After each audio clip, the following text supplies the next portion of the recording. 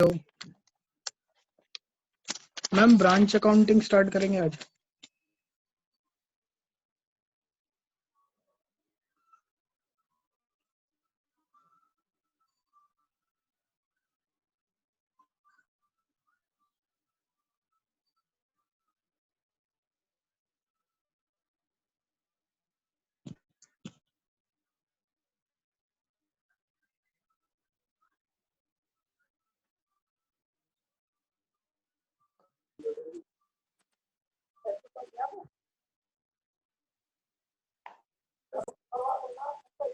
for numerical portion in your syllabus. So if you want and one more topic left, that is human resource accounting, that is a 4th unit. तो वो आपका अगर रह जाएगा तो that is a theoretical topic, तो वो मैं आपको simply वीडियो में I will explain, ठीक है, और उसके आपके notes you will get. Now start with the very important topic of your syllabus, that is branch accounting. Branch, we all know what is branch. हमें सभी को पता है कि branch वैसे होता क्या है, ठीक है। अब मैं आपको अगर बोलूं कि like if the concept related to branch I want to explain, then I need one head office, ठीक है। यानी कि मैं ये कह सकती हूँ कि without head office there is no branch, ठीक है। तो branch is a word which is totally connected with the head office. अब हुआ क्या बच्चे, आज की डेट में क्या हो रहा है, everyone wants to increase the profit, everyone wants to increase its sales. सारे बिजनेसमैन बिजनेसेस जो भी होते हैं वो क्या चाहते हैं, वो चाहते हैं कि किसी ना किसी तरीके से उनका प्रॉफिट, उनकी सेल, उनका जो टारगेट मार्केट है, उनकी जो कस्टमर रीच है वो बढ़े, ठीक है। तो इन सारी मतलब इन सारे कंसेप्ट्स को ध्यान में रखते हुए, इन सारी जरूरतों को ध्यान में रखते हुए, here is a concept of branch. Business क्या करते हैं, बिजनेस अपनी सेल इंक्रीज करने के लिए अपने नए नए बिजनेस हाउसेस खोल देते हैं अलग अलग शहरों में, अलग अलग जगहों में। से फॉर एग्जांपल ये जो हेड ऑफिस है हमारी कंपनी का, ये दिल्ली में है, ठीक है। So it's not possible for the customers of Meerut now, customers of Meerut to go to Delhi daily and purchase the material or whatever the thing they are providing, ठीक है, जो भी उनका प्रोडक्ट है, जो भी वो प्रोडक्शन करते हैं। तो इस डिस्टेंस को कम करने के लिए, या फिर ये कहिए कि अपना प्रॉफिट परसेंटेज बढ़ाने के लिए, अपना प्रॉफिट मार्जिन बढ़ाने के लिए, अपनी सेल्स बढ़ाने के लिए, अपनी पकड़ बनाने के लिए मार्केट के अंदर हम ब्रांच ओपन करते हैं। तो ब्रांच होती क्या है, basically branch means any business unit which does the work of the head office or the works equivalent to the head office done by the head office, ठीक है। यानी कि ब्रांच किसी हेड ऑफिस से related वो portion होता है business का जो हेड ऑफिस के बताए हुए सारे काम करती है, ठीक है।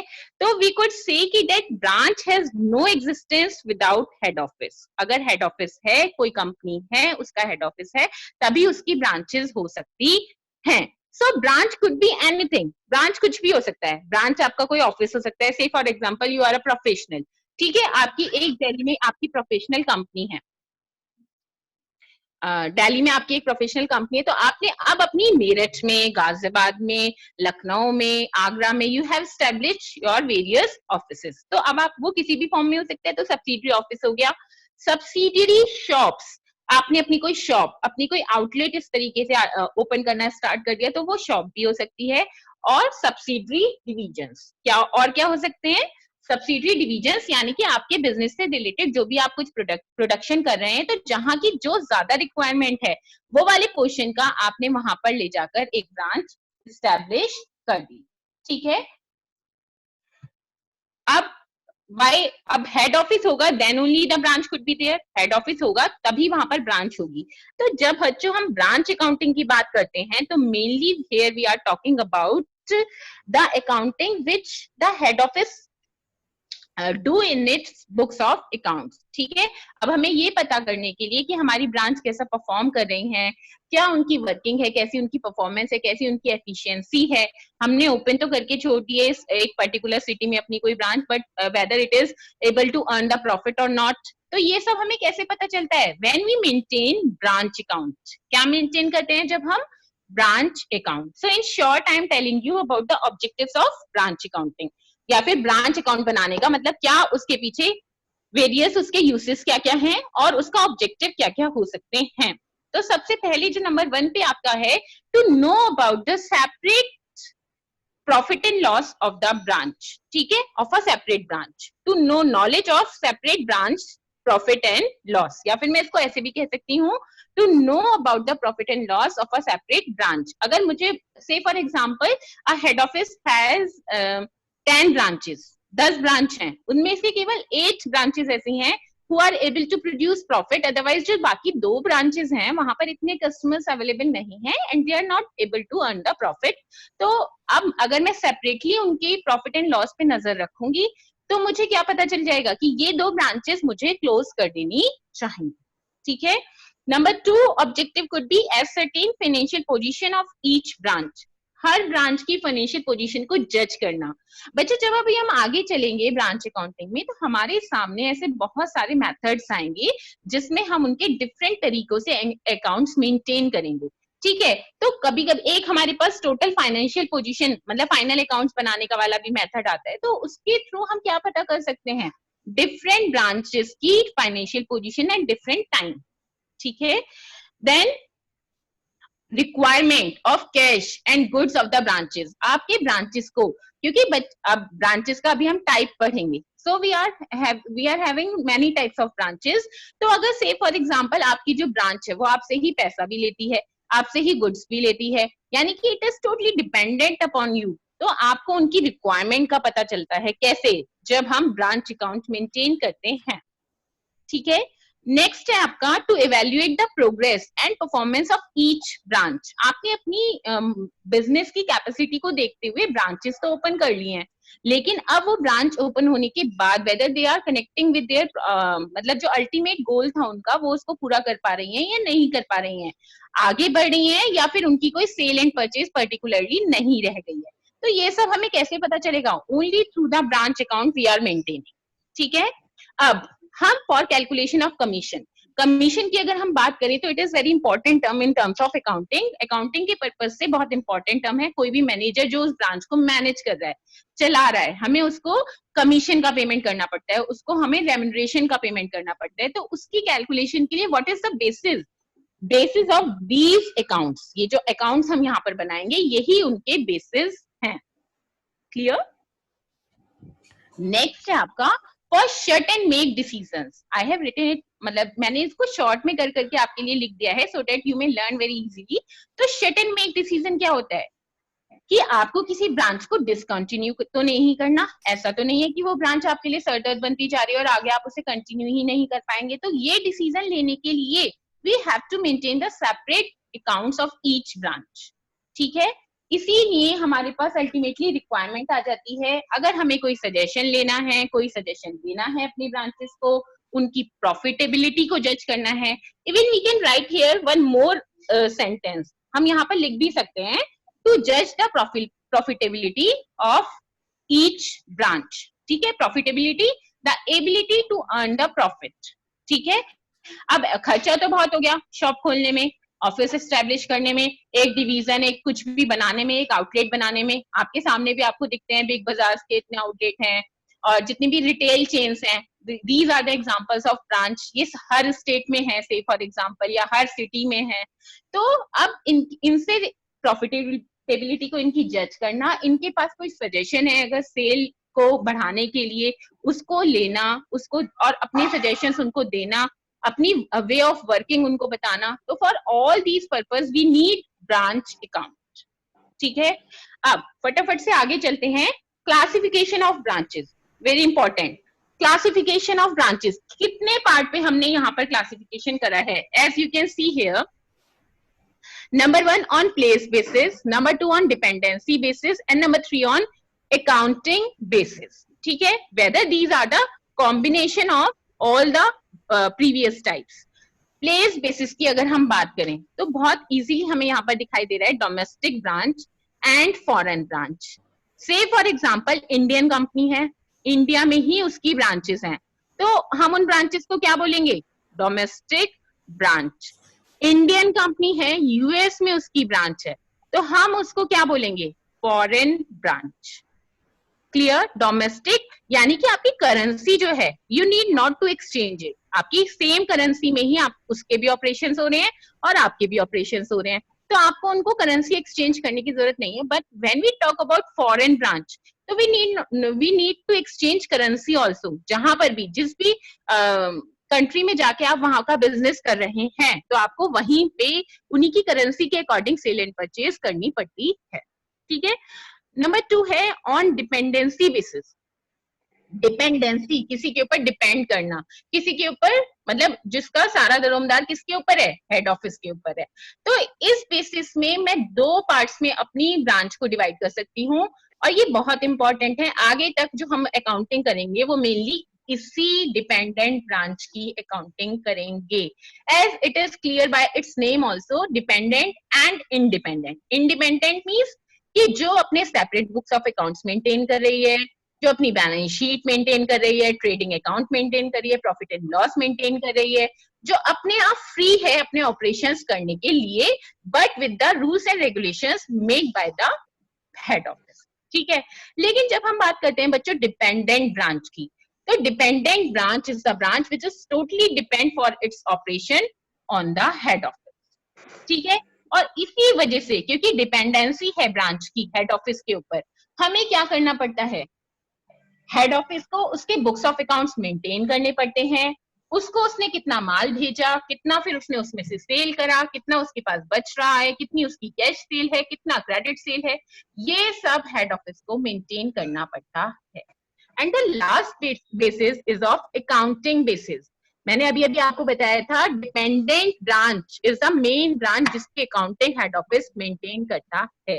तो अगर मैं आपकी अकाउंटिंग बेसिस की टर्म्स की बात करूं, तो again 3 types are there: dependent branch, independent branch, and number 3 foreign branch. Dependent branch जिसका अकाउंट आपको, मतलब आप जिससे उसकी सारी इंफॉर्मेशन डे टू डे लेंगे. इवन अगर उन्होंने ट्यूसडे में, आज के डे है, आज सैटरडे है, से फॉर एग्जांपल सैटरडे की जो उनकी सेल है दैट इज 90,000, रात तक उन्होंने जो सेल करी है दैट इज 90,000, तो वो पूरा का पूरा उतना पैसा हेड ऑफिस के अकाउंट में प्रॉपरली ट्रांसफर करेंगे. ठीक है. यानी कि डे टू डे ऑपरेशंस भी एक्सचेंज हो रहे हैं when we are talking here about dependent branch. लेकिन इंडिपेंडेंट, जैसे हम एक सेपरेट बिजनेस को फॉलो करते हैं, सेपरेट एंटिटी हम उसे नहीं बोलेंगे. सेपरेट एंटिटी तो जो मेन हेड ऑफिस हो गया, जो कंपनी है वो है, लेकिन हाँ सेपरेट यूनिट इंडिपेंडेंट ब्रांच. और जब हम बात करते हैं फॉरेन ब्रांच की, तो इट इज टोटली इंडिपेंडेंट. एक तरीके से हम ये भी कह सकते हैं कि फॉरेन ब्रांच हमेशा इंडिपेंडेंट ब्रांच होगी. It will never be dependent on the domestic company और द फॉरेन कंपनी. ठीक है. क्योंकि अगर मैं इंडियन कंपनी की बात करूं और उसका चाइना में कोई एस्टेब्लिशमेंट है, मतलब चाइना में उसकी कोई ब्रांच है, तो चाइना के लिए मैं फॉरेन कंपनी हो गई, और फॉरेन मेरे लिए चाइना वाली ब्रांच मेरी फॉरेन ब्रांच हो गई. तो चाइना की ब्रांच अपनी करेंसी में अपने बुक्स ऑफ अकाउंट्स मेंटेन करेगी. इट मींस कि foreign branch always be the independent branch. I think it is clear up till now. Now come to the next part, types of dependent branch. मैंने आपको बताया था कि accounting के point of view से जो dependent branch की working होती है that is the main accounting. ठीक है. तो जब हम बात करते हैं टाइप्स ऑफ डिपेंडेंट ब्रांच की, तो डिपेंडेंट ब्रांच में हम 3 तरीके की अकाउंटिंग करेंगे, 3 केसेस में. कैसे कैसे? Number 1, when the branch is selling for cash only. आप अपनी ब्रांच को केवल कैश में सेल करने की परमिशन दे रहे हैं. क्या कर रहे हैं? आप अपने ब्रांच को केवल कैश में सेल करने की परमिशन दे रहे हैं. इट मींस कि हेड ऑफिस ने सप्लाई करा ब्रांच को, और ब्रांच ने क्या करा, उसको सेल करा, और सेल करते ही जो पैसा आया वो किसको एकदम से एकदम कैश ट्रांसफर करना पड़ेगा, उसे हेड ऑफिस. ठीक है. उसके बाद आपका आएगा branch selling for cash and credit, जहां पर आपकी ब्रांच कैश और क्रेडिट दोनों ही मेंटेन कर रही है. यानी कि यहाँ पर क्रेडिट सेल भी आपकी ब्रांच कर सकती है, और क्रेडिट पीरियड वो हेड ऑफिस उसे बता देगा कि कितना क्रेडिट पीरियड उसे मेंटेन करना है. ठीक है. उसके बाद हम बात करते हैं branch supplied with goods at invoice price. यहाँ पर ना तो कॉस्ट की बात, यहाँ पर दो तरीके की बात हो सकती है, एक तो कॉस्ट प्राइस की बात हो सकती है और एक इनवॉइस प्राइस की। तो थर्ड केस आपका बनता है जहां पर ब्रांच हेड ऑफिस जो है वो अपनी ही ब्रांच को सेलिंग प्राइस यानी कि जो इनवॉइस प्राइस होता है उस पे गुड्स ट्रांसफर कर रहा है। ठीक है, तो अगर मैं आपकी डिपेंडेंट ब्रांच के फीचर्स की बात करूं तो आप उनको क्या क्या बता सकते हैं। नंबर 1 तो हो गया एक फीचर कि जब जो डिपेंडेंट ब्रांच होती है वो केवल हेड ऑफिस से लिया हुआ ही स्टॉक, हेड ऑफिस से लिए हुआ गुड्स ही केवल मार्केट के अंदर सेल कर सकती है। ठीक है, और ओपन मार्केट के अंदर वो तब तक नहीं जा सकती जब तक कि उसे हेड ऑफिस से परमिशन ना मिल जाए। ठीक है, अब गुड्स सप्लाई कहां से मिलेगी, हेड ऑफिस से मिलेगी। कौन से दो प्राइस पे मिल सकती है, या तो मिलेगी कॉस्ट प्राइस पे या मिलेगी इनवॉइस प्राइस पे। ठीक है, अच्छा यहाँ पर जितना भी स्टाफ रखा जाएगा, यहाँ के जितने भी और डे टू डे एक्सपेंडिचर्स होंगे, डेली एक्सपेंडिचर्स होंगे, जैसे कि क्या क्या हो सकते हैं, मतलब सैलरी हो गई, रेंट हो गया, और कुछ भी ऐसा खर्चा जो वहां की ब्रांच को स्पेसिफिकली वहां के लिए करना पड़ रहा है, तो वो कौन रियम्बर्स करेगा, कौन उसको उठाएगा खर्चे को, हेड ऑफिस होगी, because it's a totally dependent branch. ठीक है, और अब इस केस में अब आप ये बताओ मुझे, भाई खर्चा करने के लिए तो हमें एकदम हाथ में कैश चाहिए, तो उसके लिए वो क्या करेंगे। ऐसा तो नहीं है कि वो डेली की डेली अकाउंट में एक एक घंटे में, आधे आधे घंटे में पैसा ट्रांसफर हो रहा है हेड ऑफिस से, नहीं। इस बेसिस में वो पैटी कैश बुक मेंटेन करेगी जो आपकी ब्रांच है, यानी कि उसमें वो कुछ पैसा वहां के मैनेजर के हाथ में दे दिया जाता है डेली एक्सपेंडिचर्स, डेली रिक्वायरमेंट को मीट करने के लिए। ठीक है, अब हम फटाफट से अकाउंटिंग मेथड्स पे आ जाते हैं। अकाउंटिंग मेथड्स की जब हम बात करते हैं डिपेंडेंट ब्रांच के लिए, अच्छा सबसे इंपॉर्टेंट बात कि जो यहाँ पर हम अकाउंटिंग मेथड्स पढ़ रहे हैं वो किसकी बुक्स में मेंटेन करने के लिए पढ़ रहे हैं, हेड ऑफिस की बुक्स में। अल्टीमेटली जो पैसा लगा हुआ है ब्रांच में वो किसका लगा हुआ है, हेड ऑफिस का लगा हुआ है। So head office has to monitor all the operations related to the branches. जहां जहां पर भी उसकी ब्रांचेस हैं वो हेड ऑफिस को ही उनके ऑपरेशंस मॉनिटर करने पड़ेंगे, and for this purpose monitor भी करने पड़ेंगे, चेक भी करने पड़ेंगे, and if head office wants to stop any branch any time तो ही में, ठीक है, इट में जो हेड ऑफिस है वहां का वो किसी भी डिसीजन लेके इसको एक तरीके से पूरा कर सकता है। ठीक है, so when we talk about the accounting records of dependent branch in head office book, तो हमारे पास 4 सिस्टम आते हैं। कौन कौन से सिस्टम आते हैं। Number 1 debtor system. मैंने शॉर्ट में यहाँ पर लिख दिया था कि डेटर सिस्टम में क्या होता है, फाइनल अकाउंट सिस्टम में क्या होता है। Stock and debtor system that is very important in branch accounting. हमने उसको हायर परचेज में करा भी नहीं था इसी वजह से, as we want to complete it here. ठीक है, और लास्ट है आपका होलसेल ब्रांच सिस्टम। कौन सा सिस्टम है, होलसेल ब्रांच सिस्टम। तो पहले अगर हम डेटर सिस्टम की बात करें, कौन से सिस्टम की, डेटर सिस्टम की, तो यहाँ पर क्या होगा, यहाँ पर होगा केवल जो हेड ऑफिस है वो अपनी बुक में एक अकाउंट बनाएगा। क्या करेगा, एक अकाउंट बनाएगा और जिसे वो क्या बोलेगा, ब्रांच अकाउंट। ठीक है, और ये डेटा सिस्टम बच्चों कहां पर फॉलो होगा, जहां पर आपकी जो ब्रांच का साइज है वो स्मॉल, ठीक है, छोटा है।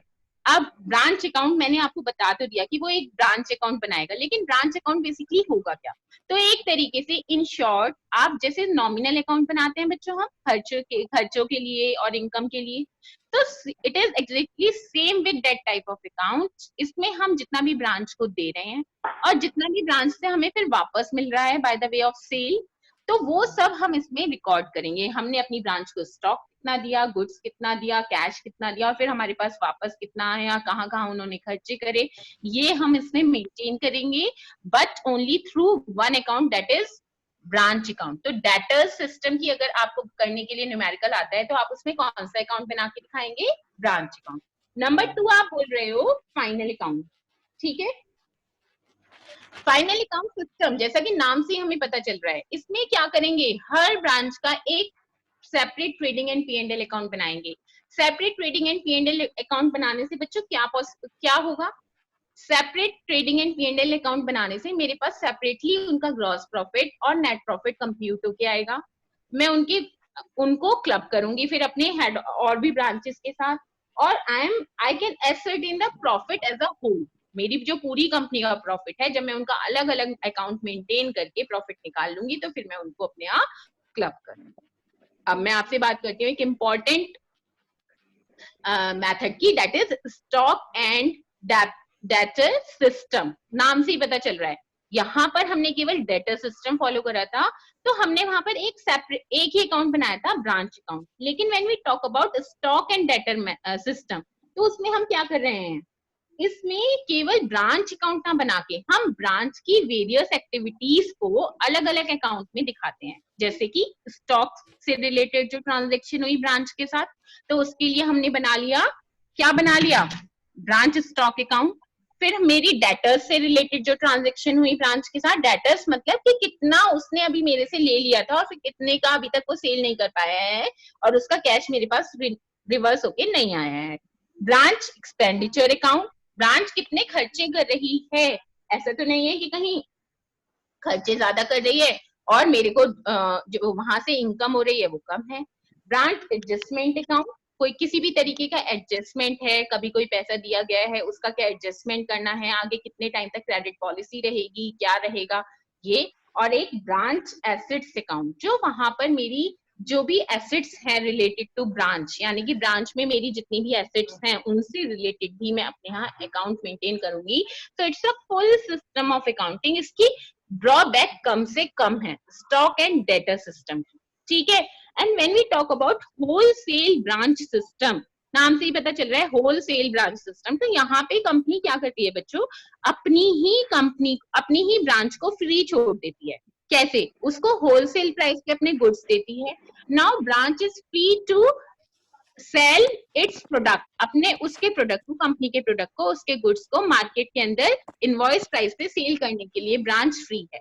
से फॉर एग्जांपल जो आपका हेड ऑफिस है उसने कंपनी को दिया 20 रुपीज पे, ब्रांच को दिया 20 पे, ठीक है।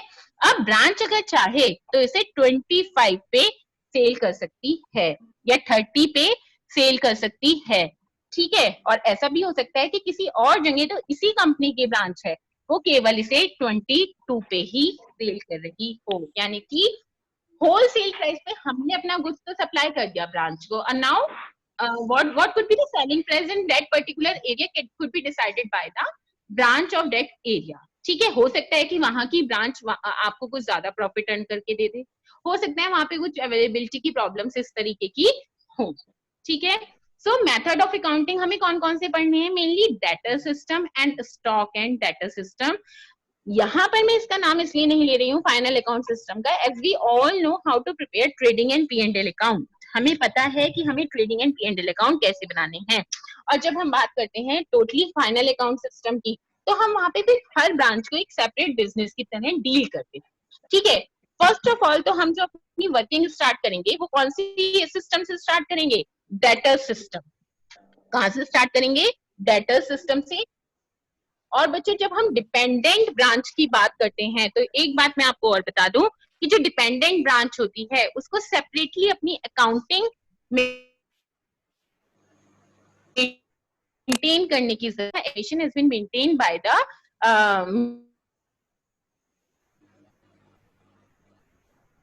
Maintain by the head office, ठीक है। तो जब हम डेटा सिस्टम की बात करते हैं तो हम क्या करेंगे, अब हम इसमें बनाएंगे एंट्रीज। मतलब कहां से स्टार्ट होगा, जो डेटा सिस्टम है, जो आपका होलसेल ब्रांच का सिस्टम है, वो स्टार्ट होगा एंट्रीज से, ठीक है। और जब हम डेटा सिस्टम की बात करते हैं तो इसमें भी आपको दो तरीके से करना पड़ेगा। एक तो जब हेड ऑफिस है वो सप्लाई करेगा गुड्स कॉस्ट प्राइस पे, और दूसरा है आपका when the head office would supply the goods at invoice price, ठीक है।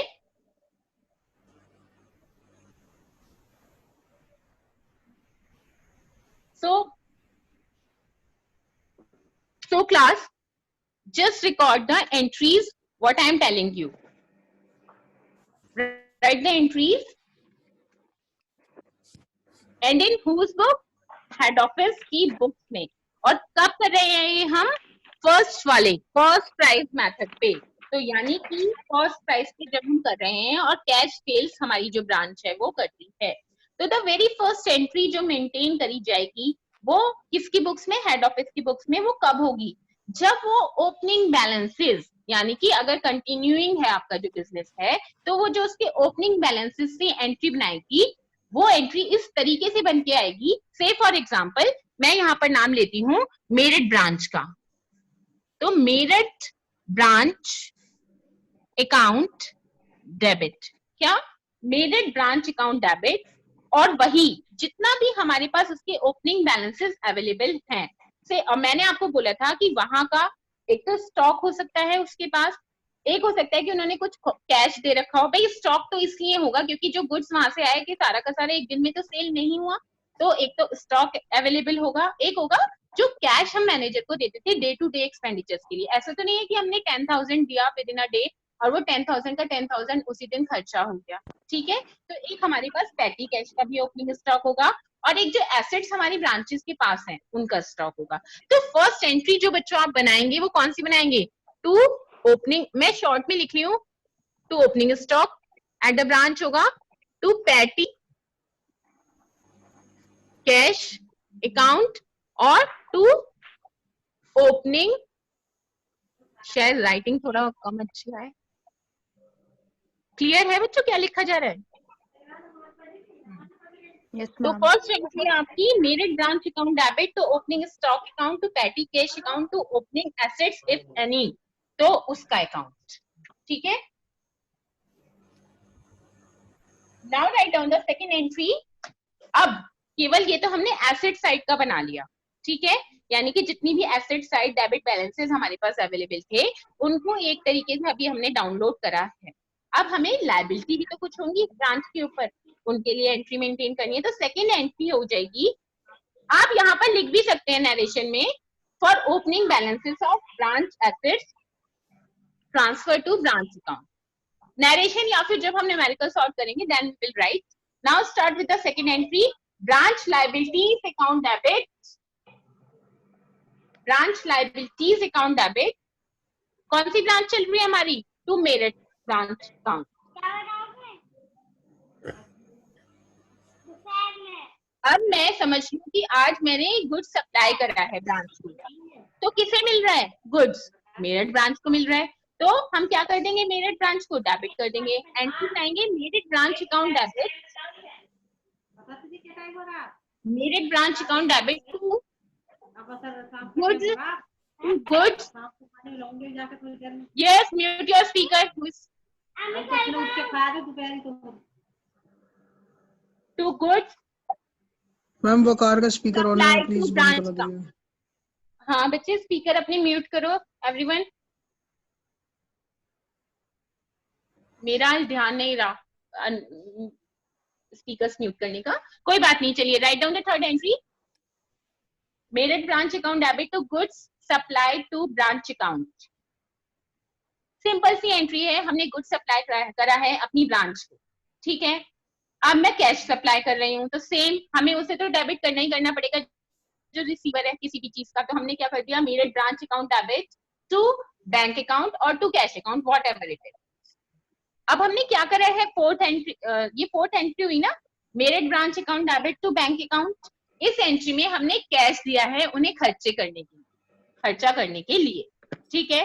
अब ऐसा भी हो सकता है कि जो गुड्स हमने सप्लाई करा था ब्रांच को वो वहां से वापस आ रहा है हमारे पास, तो उसके लिए अपोजिट एंट्री बना देंगे, क्योंकि जब ब्रांच अकाउंट को हमने डेबिट करा था तो गुड्स सप्लाई करा था।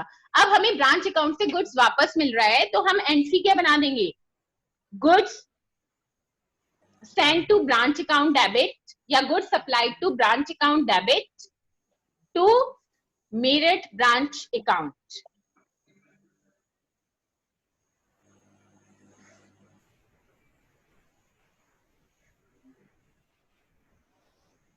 to Meerut branch account। Clear है सभी को यहाँ तक? मैम इसको हम ऐसे नहीं लिख सकते, गुड सप्लाइड अकाउंट डेबिट? हाँ क्योंकि मतलब 2 branch, what you want to not what you not to what मतलब क्या चाह रहे हो ईशान कि क्या नहीं लिखना, 2 ब्रांच नहीं लिखना। हाँ मैम वो बहुत अलग नहीं वो आ ठीक, रहा एज फॉर नाउ है। You may not write it, लेकिन एग्जाम में you have to write it. This is the basically the accounting formation of your entry. ठीक है, तो अभी तो नहीं भी लिखो, अब अगर आप रफ में रिकॉर्ड कर रहे हो, लेकिन इन एग्जाम अगर आपके पास ब्रांच अकाउंटिंग का क्वेश्चन आएगा तो you have to write it, क्योंकि आप किसे सप्लाई कर रहे हो, ब्रांच को सप्लाई कर रहे हो, and you have to show it. ठीक है, ओके हाँ कितनी बार बच्चे, अब क्या है, अभी आपने कंसाइनमेंट नहीं पढ़ा जैसे, ठीक है, तो एक टाइप ऑफ बिजनेस और होता है कंसाइनमेंट, जिसमें जो कहीं ना कहीं थोड़ा थोड़ा ब्रांच के जैसा होता है, होता तो नहीं है, ब्रांच तो एक बहुत बड़े लेवल का है, लेकिन जब हम कंसाइनमेंट की बात करते हैं तो उसमें भी क्या होता है, हम एक एजेंट अपॉइंट कर देते हैं वहां पर अपनी गुड्स के लिए, तो उसे भी हम यही लिखेंगे, गुड सप्लाइड ऑन कंसाइनमेंट। तो क्यों, क्योंकि हमें स्पेसिफिक है, हम एक बड़ा बिजनेस चला रहे हैं और हम बता रहे हैं कि हमें अपनी ब्रांच को सप्लाई कर रहे हैं। ठीक है, now come to the next entry. अब बच्चे मैंने आपको बोला था कि जितना भी कैश ब्रांच के पास आता है, किसके पास आता है, ब्रांच के पास आता है, तो वो ब्रांच क्या करती है, अपने हेड ऑफिस को सेंड कर देती है। अपने हेड ऑफिस को सेंड करने के लिए अब हमें ब्रांच से क्या मिल रहा है बच्चों, पैसा मिल रहा है, तो हम क्या करेंगे, बैंक अकाउंट को डेबिट कर देंगे। हम एंट्री बनाएंगे बैंक अकाउंट डेबिट टू, जो भी मैंने मेरिट ब्रांच बताया था मैंने आपको, और अगर कोई नाम नहीं गिवन है तो टू ब्रांच अकाउंट। ये तो हमने एक एग्जांपल के तौर पे ले लिया है, तो हमने एंट्री बनाई यहाँ पर, and this is the main entry, एक तरीके से यही ब्रांच की इनकम दिखा रही है। क्यों, क्योंकि हमने हम यहाँ पर कौन सा केस लेके चल रहे हैं, जहां पर आप कॉस्ट प्राइस पे अपना गुड सप्लाई करते हो ब्रांच को, और जो ब्रांच है वो कौन सी सेल कर रही है, कैश सेल कर रही है, और या फिर अगर वो टाइम भी दे रही है अपने डेटर्स को, या से फॉर एग्जांपल 10 डेज का, 5 डेज का, 6 डेज का, मतलब छोटा टाइम अगर वो अपने डेटर्स को कुछ इस तरीके से दे रही है, तो जितना भी उसे कलेक्शन डेटर से हुआ है, तो हम एंट्री बना देते हैं bank account debit to particular branch account, और इसमें नरेशन आ जाती है आपकी, जितना भी कैश आपको रिसीव हुआ है ब्रांच से, तो हमने एंट्री बना दी कैश रिसीव्ड फ्रॉम ब्रांच। अच्छा, अब इसमें एक ऐसे केसेस भी आ सकते हैं, आप ये बोलेंगे कि भाई ब्रांच ने अब गुड सेल करा है, या ब्रांच ने अब सेलिंग करी है, या ब्रांच सेल नहीं कर पाई है, या कुछ भी स्टॉक है, तो इस पर्पज से हम ब्रांच की इस एक्टिविटी के लिए कि ब्रांच ने सेल करी है, उसके लिए हम हेड ऑफिस की बुक में कोई एंट्री नहीं बनाएंगे।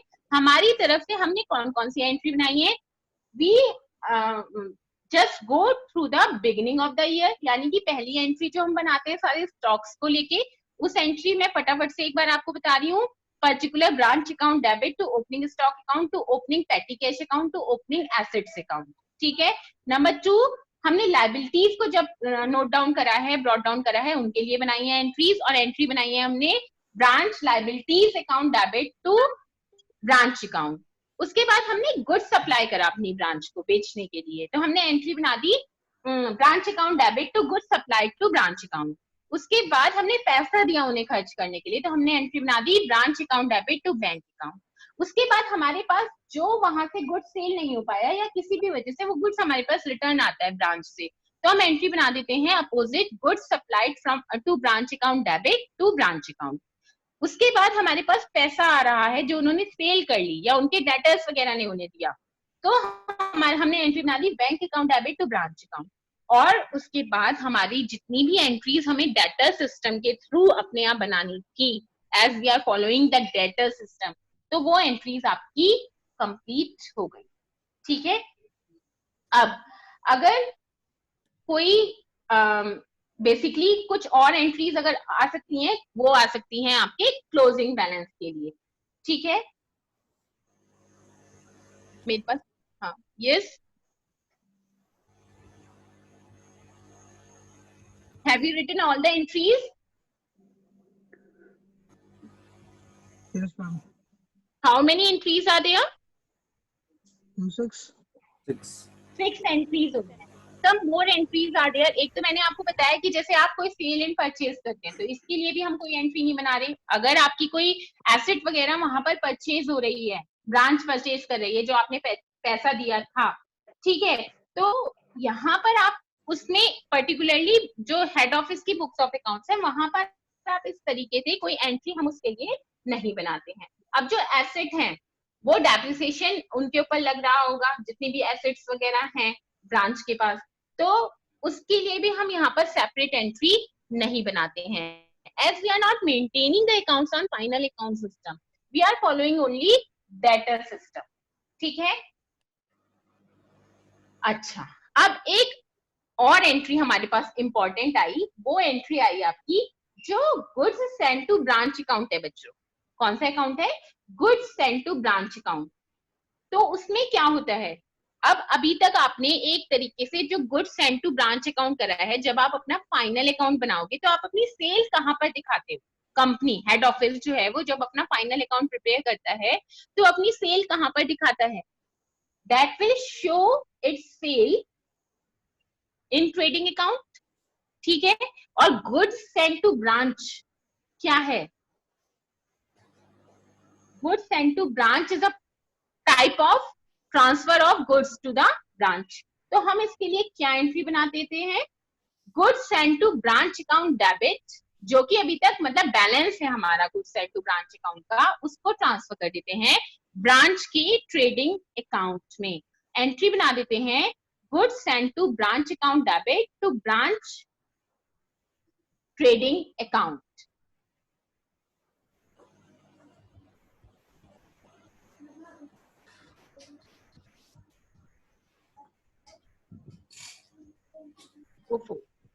वेट अ मिनट, एंड हो रहा है.